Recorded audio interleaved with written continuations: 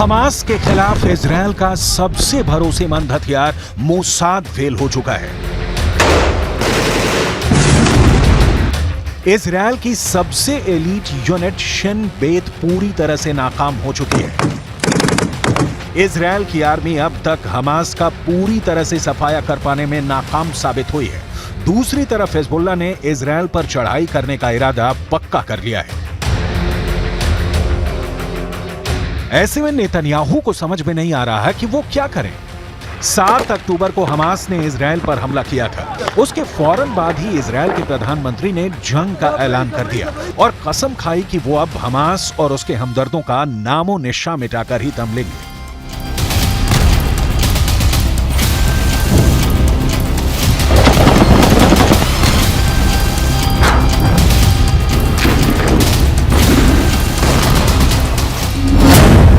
Netanyahu ने जब अपनी उस यूनिट को हमास और हिजबुल्लाह के खिलाफ उतारने का फैसला किया, जिसका ट्रैक रिकॉर्ड 100% है,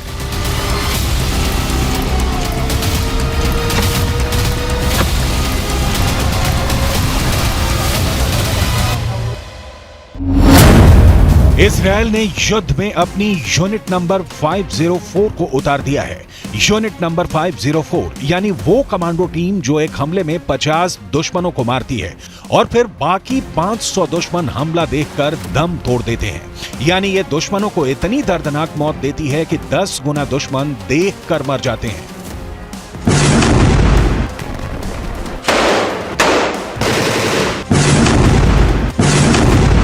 यूनिट नंबर 504 ने गाजा में मोर्चा संभाल लिया है। हाईटेक हथियारों से लैस 504 यूनिट के सैनिक चुन चुन कर हमास के लड़ाकों को मार रही है, टैंक से अटैक कर रही है, बिल्डिंग से दुश्मनों पर गोलियां बरसा रही है, हर उस बिल्डिंग में जाकर हमास को ढूंढ ढूंढ कर उनका खात्मा कर रही है। हमास का छुपना मुश्किल सा हो गया है। हमास के सामने मौत है और यूनिट नंबर 504 इसकी पूरी गारंटी के साथ गाजा में उतरी है।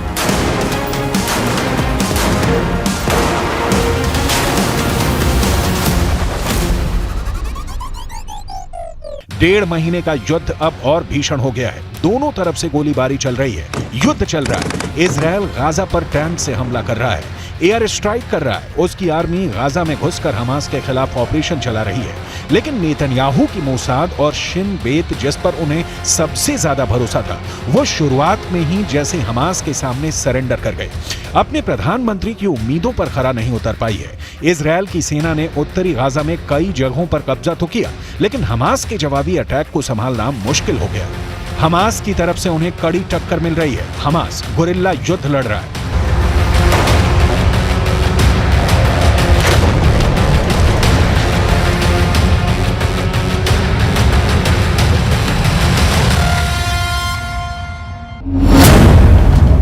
यही वजह है कि गाजा में चल रहे युद्ध में इजरायल के 70 से ज्यादा सैनिक मारे जा चुके हैं। ये इजरायल के उन सैनिकों के अंतिम संस्कार की तस्वीरें हैं जिन्हें युद्ध के दौरान हमास के लड़ाकों ने मार दिया। इसमें 23 साल के सैनिक माज केरेट बत्तिया भी शामिल थे, जिसे हमास के लड़ाकों ने मार दिया।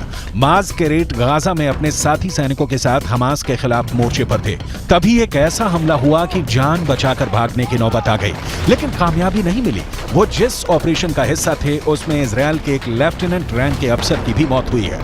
एक तरफ इस ऑपरेशन में इजरायल को सैनिकों की भारी कीमत चुकानी पड़ रही है, दूसरी तरफ उसके हथियार भी हमास और हिजबुल्लाह के निशाने पर हैं। युद्ध के दौरान हमास और हिजबुल्लाह ने चुन चुन कर इजरायल के सबसे बेहतरीन टैंक मरकावा को फोड़ा।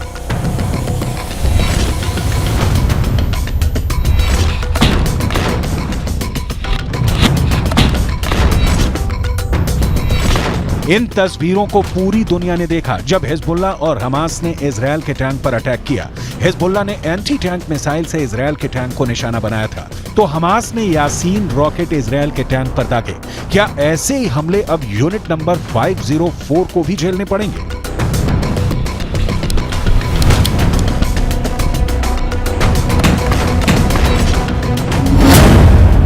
उन्नीस में योम किप्पुर युद्ध के बाद इजरायल को यह समझ में आ गया था कि उसकी डिफेंस फोर्स की इंटेलिजेंस मिस्र और सीरिया के हमलों का पता लगाने में नाकाम रही है।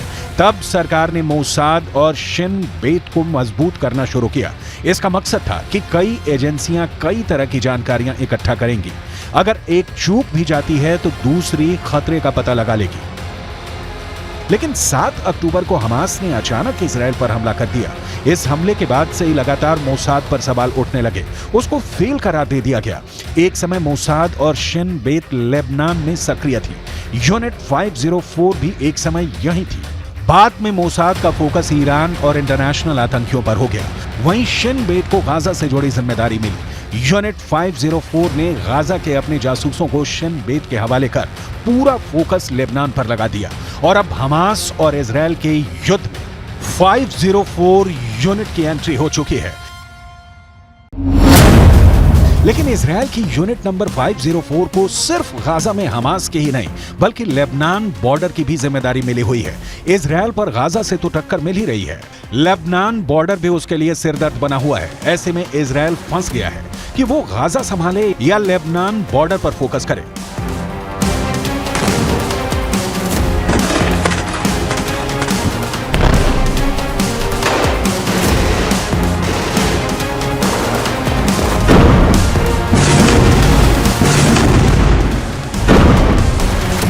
नेतन्याहू को इस वक्त सबसे बड़ा डर यह सता रहा है कि अगर मोसाद और शिन बेत की तरह यूनिट नंबर 504 को भी उस लेवल पर कामयाबी नहीं मिली तो क्या होगा, जिससे पूरे इजराइल को उम्मीद है।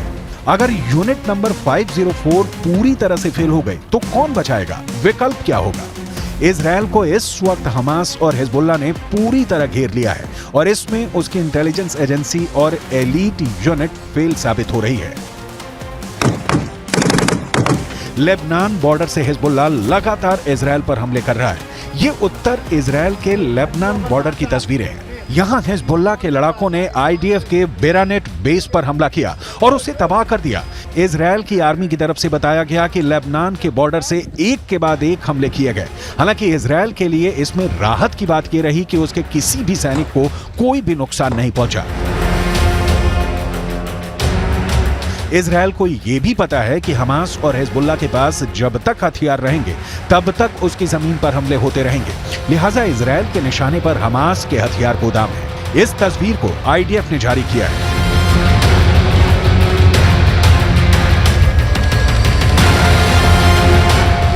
שיטה בקומת המרתף, מצאנו חדר, קירות בלוקים שהפשיט אותנו, הוצצנו את קירות הבלוקים, ובאמת גילינו מעבדה לייצור אמל"ח של החמאס ופיר שמוביל את בית תת-קרקעי। नेतन्याहू का दावा है कि हमास मस्जिद और अस्पतालों को ढाल बनाकर इजराइल से लड़ रहा है, जबकि युद्ध का दूसरा सच ये भी है कि इजराइल की बमबारी में करीब 13,000 लोगों की मौत हो चुकी है। इसमें 5,000 से भी ज्यादा बच्चे हैं जिनका हमास से कोई लेना देना नहीं था। अब इजराइल अपनी नई एलीट यूनिट को उतारकर नेतन्याहू का वो चेहरा भी बचाना चाहती है जो हमेशा से इजराइल में एक युद्ध पसंद नेता के तौर पर चमका तो जरूर, लेकिन हमास के एक हमले ने उसे बिगाड़ कर रख दिया है।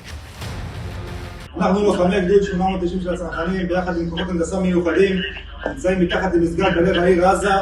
נמצאה פה מעבדה של רקטות מיוחדת של החמאס שמראה איך החמאס משתמש במסגדים לרצח נשים וילדים। एक तरफ हमास है जिसे इजराइल की बर्बादी से कम कुछ भी मंजूर नहीं, दूसरी तरफ इजराइल है जो गाजा को बर्बाद करके ही दम लेना चाहता है। इजराइल ने गाजा पर इतने बम बरसाए हैं कि आधा गाजा पूरी तरह से बर्बाद हो चुका है। लोगों के पास रहने के लिए आशियाने नहीं हैं, उन्हें राहत कैंप में शरण लेनी पड़ रही है जहां आम फिलिस्तीनियों की जिंदगी दुश्वार हो गई है। ऊपर से गाजा में हुई बारिश ने टेंट में रह रहे लोगों की परेशानी और बढ़ा दी है। أطفال هاي الطفلة هذه الطفلة البريئة ايش ذنبها؟ نعيش في هالمعاناة اللي احنا فيها، مية بتنزل علينا ما في ये दक्षिणी गाजा में खान यूनिस के नसीर अस्पताल के पास की तस्वीर है जहां तेज हवाओं और बारिश के बाद लोगों ने अस्पताल में शरण ली हुई है। लेकिन जिस तरह इजराइल के निशाने पर गाजा के अस्पताल हैं, इन्हें हर वक्त मौत का डर सताता रहता है। कब कौन सा बम गिरेगा और कई जिंदगी खत्म हो जाएंगी। इस वक्त करीब 1,60,000 लोग दक्षिणी गाजा में टेंट में रहने के लिए मजबूर हैं। युद्ध अभी और लंबा चलेगा, ये इजराइल को मिल रही हमास की टक्कर से साबित हो गया है।